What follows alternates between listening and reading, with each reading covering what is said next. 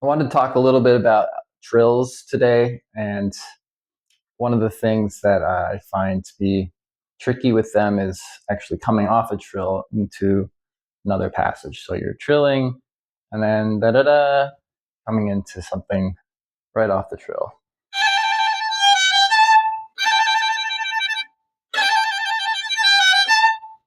I find that my muscles are just sort of on autopilot, and then knowing that the notes are coming up after the trill, I get a little agitated, and the trills gets tighter and tighter. And sometimes, well, actually, most of the time, if I don't hedge against this reaction, what happens is my fingers get so tight it just becomes sort of muddled.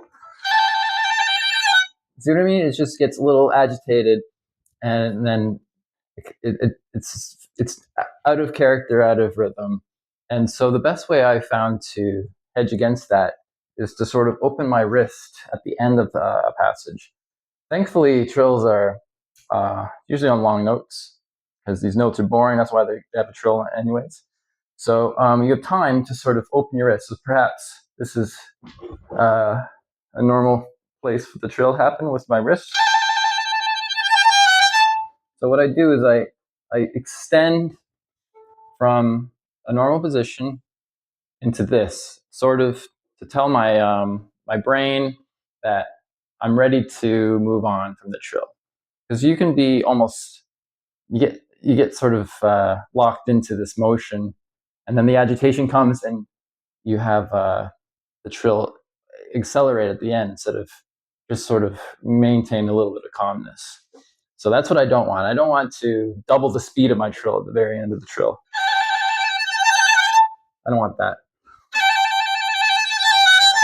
So by opening my wrist, it's just like taking a breath, and it's just a great trick to really make the trill tasteful and accurate. And talking about trills, I also want to talk about trills that are, I think they're called goat trills, or maybe goat trills. So it's when you have, this is what I don't see, this is what I don't want to see when I'm doing a trill, except for extremely specific instances. The goat trill is just basically where you're using your vibrato. So, and then you're putting the finger that would be trilling sort of just close enough so that the vibrato kind of nails the string, creating sort of a goat bleeding sound. I can't really do it anymore, but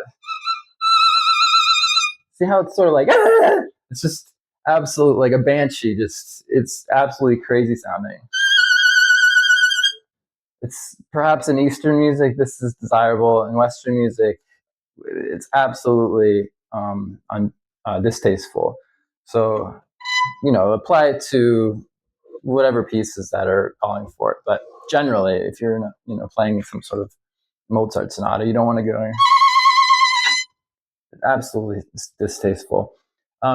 Remarkably, I saw Maxim Vengerov last year, just a few months ago, and every trill he did was, and I could not believe it. It just, to me, it was like, I don't practice anymore. I forget how to use my muscles, and Godspeed to Maxim for being one of the greatest violinists ever.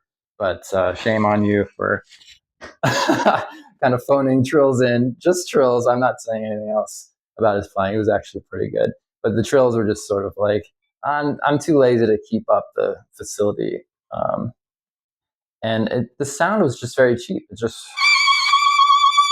now one exception is to the trill, the goat trill. I'm sure it has another name, a lazy trill, goat trill.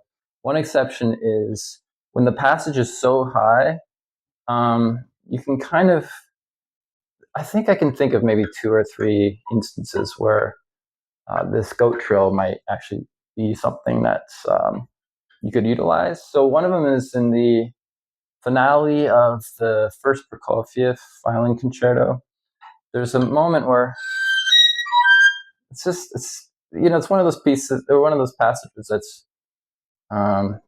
it's so unique. So this is a trick that one could use is where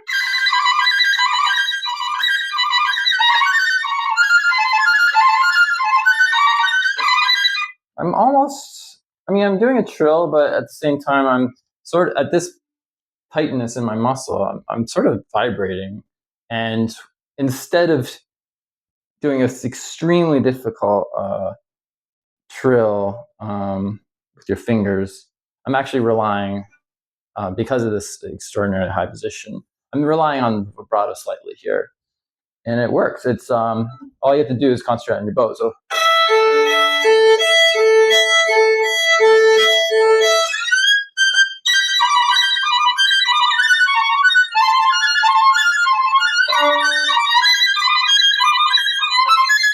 I'm not sure. It keeps going higher and higher and higher.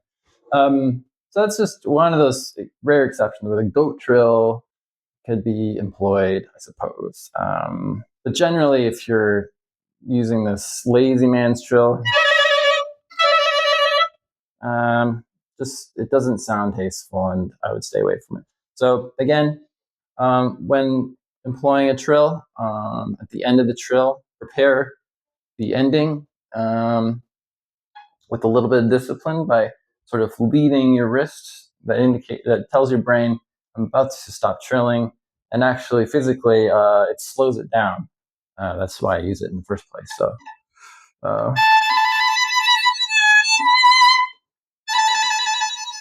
So here's the long note. And again, so that's part one of this video. And then second part of the video is just stay away from goat trills as much as possible. There's a few exceptions to the rule, but hopefully your ear could hear how terrible it is.